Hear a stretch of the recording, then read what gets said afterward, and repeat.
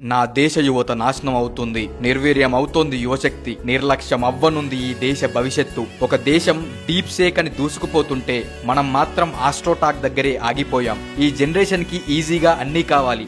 అందుకే ఈ తరం బుర్రల్లో బిజినెస్ ఐడియాల కన్నా బెట్టింగ్ యాప్లే ఎక్కువ. కెరియర్ ఉందనే ఒక విషయాన్ని మర్చిపోయి రీల్ స్క్రోల్ చేస్తూ హాఫ్ లైఫ్ అయిపోయినా అమ్మాయిల ఐడీలు అడుక్కొని బ్రేక్ ఇవ్వడంలో బిజీగా ఉన్నాం. ఎలా బతకాలో, ఎలా ఎదగాలో నేర్పే సినిమాలు, సిరీసులు లేవు. ఎలా పాడైపోవాలి, ఎలా క్రైమ్ చేయాలి, ఆ తర్వాత ఎలా ఎస్కేప్ అవ్వాలో చెప్పే శృతి మించిన వినోదాలే. ఈ పోటీ ప్రపంచంలో ఎలా గెలవాలి అని చెప్పే యాప్ లేదు. కానీ కొత్త ఫ్రెండ్స్ కావాలంటే ఎన్నో డేటింగ్ యాప్లు అశ్లీల కంటెంట్ ని అడిక్ట్ చేస్తున్నాయి. అయినా అమ్మాయిలను చూసి కొట్టుకోవడానికే టైం సరిపోవట్లేదు.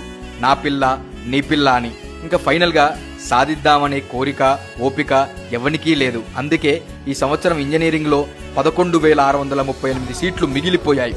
ముందున్నాం మద్యం సేవించడంలో, వెనకబడిపోయాం చదువుకోవడంలో. నాయకుడి కొడుకు నాయకుడు అవ్వాలి, హీరోల కొడుకులు హీరోలు అవ్వాలి. మనం మాత్రం వాళ్ళ బానిసలవ్వాలి. వాళ్ళ కోసం ట్విట్టర్లో వార్ చెయ్యాలి. సల్యూట్ సంకనాకిపోతున్న భారత యువతకి.